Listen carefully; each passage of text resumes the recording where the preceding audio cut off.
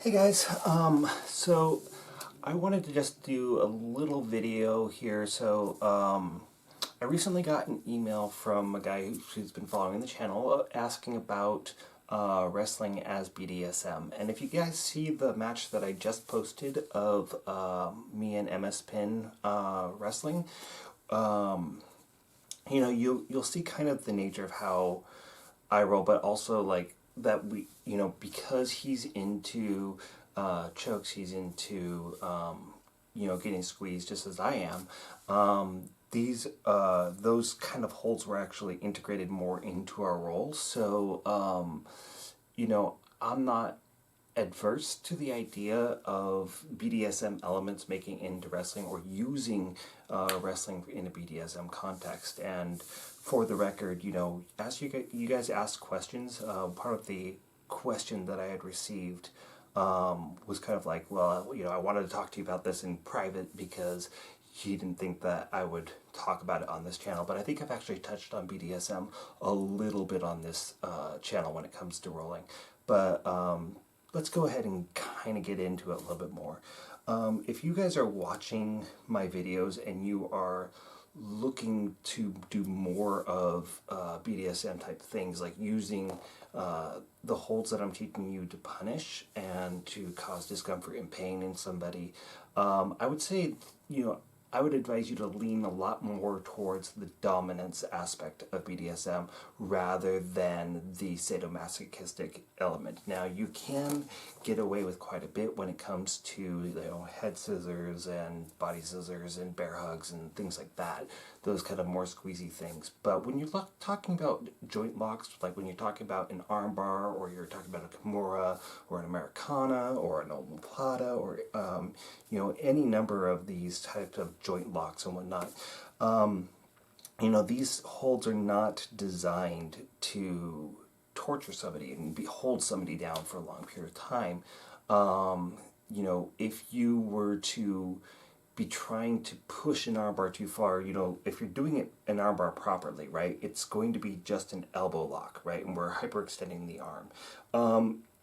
Really, I can, with my own muscles, hold myself there to the point where I'm on the edge of breaking. And it doesn't take that much pressure beyond here to really tear those ligaments apart. And that's kind of one of the things that I hope that you begin to understand when you're looking at a video. And if you've been following this channel for a long period of time, you watch something like on BG East, and I know I pick on BG East a lot, a lot of it because they kind of really got me into wrestling in the first place, and then the more that I learned, the more I had to unlearn from what I learned from them. So when it comes to wrestling as BDSM, and you're looking at these videos where somebody's like really cranking on an arm for a long period of time in an arm bar, you'll probably notice that they're not tight with their legs. They're doing more of a pull up with the arm rather than bringing it over the hip and breaking it. If you start to really apply wrestling techniques, especially submission wrestling techniques, and apply them appropriately or correctly, then the distance between submission and damage is actually just so close that you're more likely to just injure somebody and then the playtime's over. So, and that's going to be true with a lot of things. And so, things that might be kind of okay, and I can see myself getting a lot of backlash for saying this, would be things like bicep slicers, because you start feeling pain in the bicep long before you get to the point of breaking. But that being said, the line between pain and injuries is actually very, very close. So you have to be, just barely putting it on to the point that it's uncomfortable, and being very mindful that as you're doing that, you are still stretching those ligaments open. And also, the bones that are kind of involved in that, the radius and ulna here, are actually very, very small bones for how much we rely on them. And, they can take some pressure this way, and they're able to be flexible and turn and that type of thing. But when you're doing a bicep slicer, right, you've got something in here, leveraged in here, and then you're bringing the wrist to the shoulder, and even without something in there, without a fulcrum in there, you're not able to really, with a straight wrist, touch your own shoulder. You see how much that limits it when I start putting my own arm in there. So you start putting enough pressure on that, you are putting pressure into those bones in a direction that they're really not designed to maintain and be able to support. So, you can end up with fractures in here. You can end up with a popped elbow, and these injuries can be something that can take quite a long time to recover from. So, I would say proceed with caution. Even when I'm talking about body scissors and whatnot, as if they're kind of this innocuous thing, I'm finding, especially as I've gotten stronger and things like that, that people having small injuries here and there are becoming, more common. And it's one of those things that I'm like, you have to really make sure that you have the consent. You have to make sure that you're aware of the risks. And that's another thing that I think I need to really emphasize with you guys, is that you should not be thinking about these holds as being without any sense of risk, right? We talk about risk-aware consensual kink. If you're going to choke somebody out, this is one of the things that I think I've touched on already, but I'm going to go ahead and touch it out on here as well, because it is something that comes up as kink. People have this idea that if you do like a rear naked choke and I'm gonna slowly hold it, I'm just gonna have enough pressure that you're kind of be maybe sitting on edge or anything like that. There's a couple things that are happening inside the body that we need to be very aware of whenever we're choking somebody.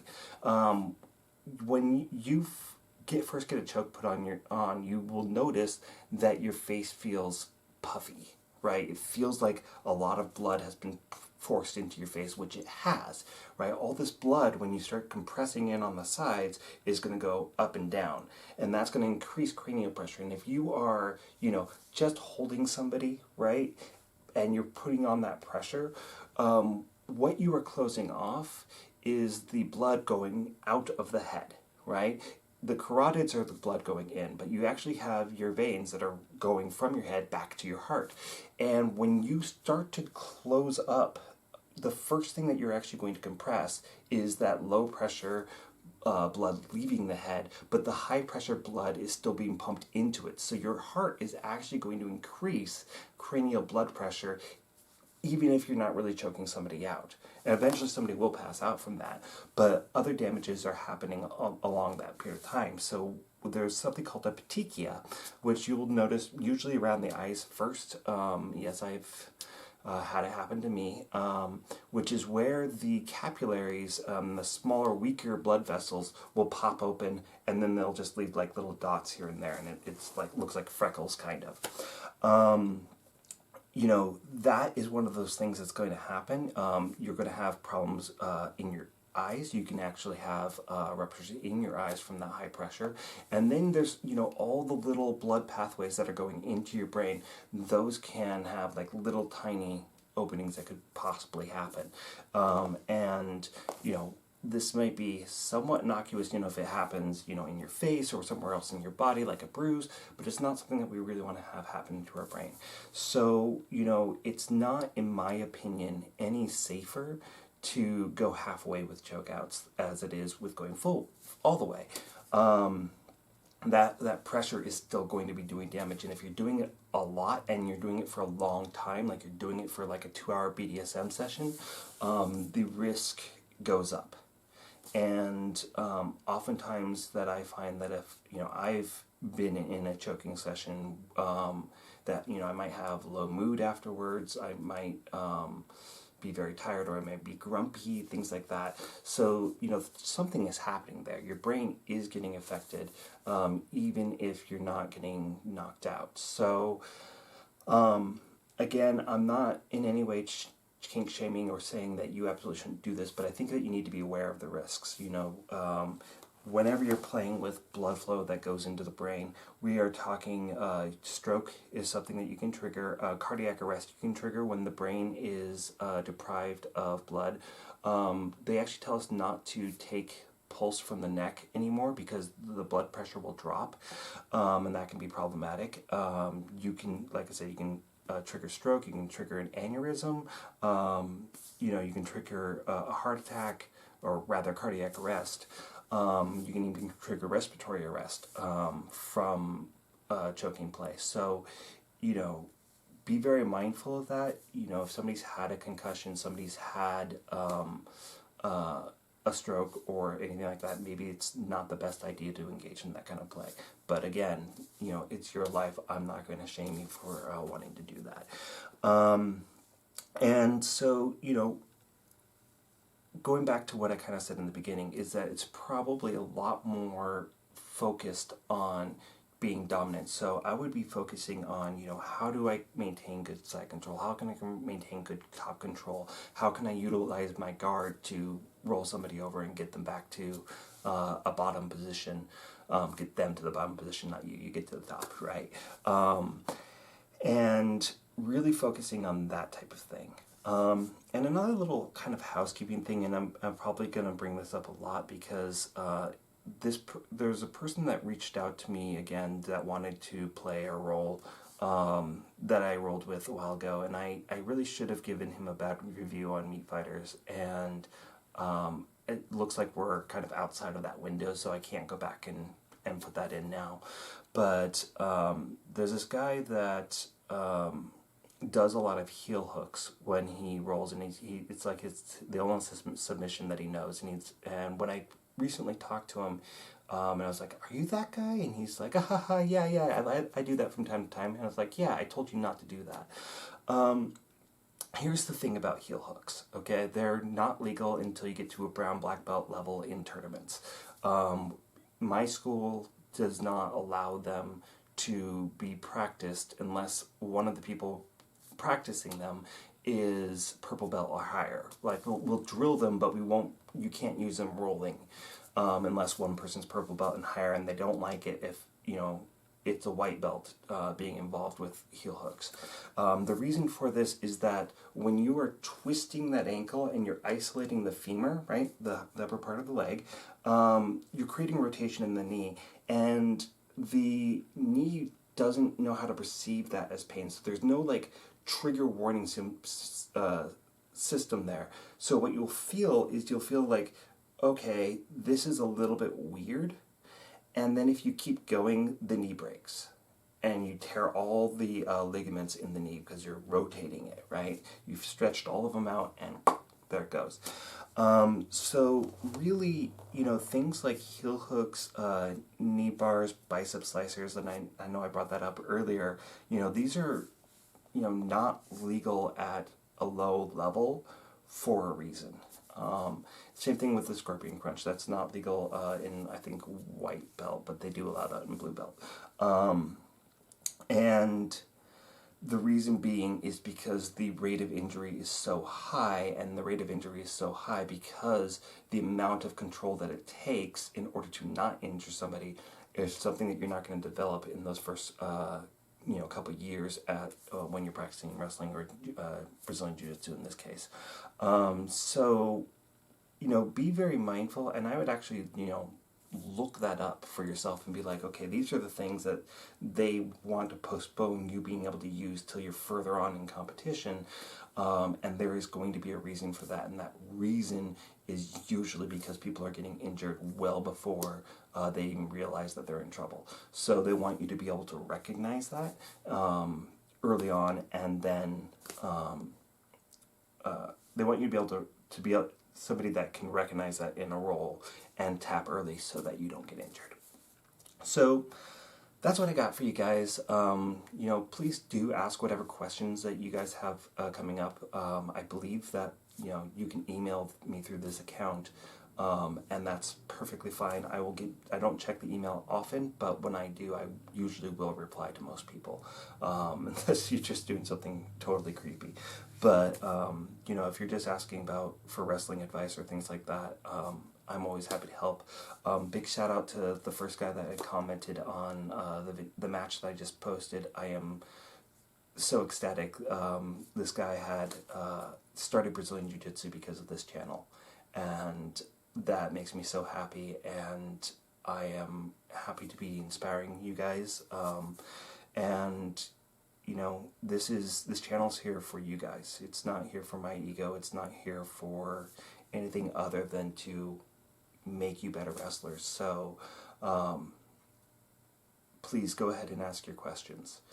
That's what I'm here for, and I'm happy to help in any way I can. I know now we have some brown belts that are in our Facebook group, and I hope they start to post videos as well soon. So guys, this is the new space. Hopefully I have more people coming over that are willing to uki for me. If you're interested in doing that and you're in the Seattle-Tacoma area, even if you don't have a car, I'll come pick you up. Help me grow this channel in any way you can. If you want to make videos and you want to post them to this channel, reach out to me, email me, and comment on this video. Whatever way that works for you, and I will totally allow you to post your videos onto this channel.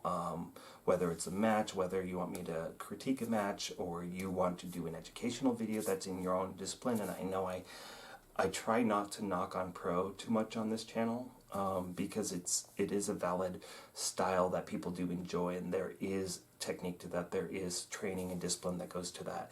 And so I'd really love if we had some more pro voices in this community. I would really love to see more Greco-Roman freestyle, folk style wrestling, judo, kushti, whatever style that you practice.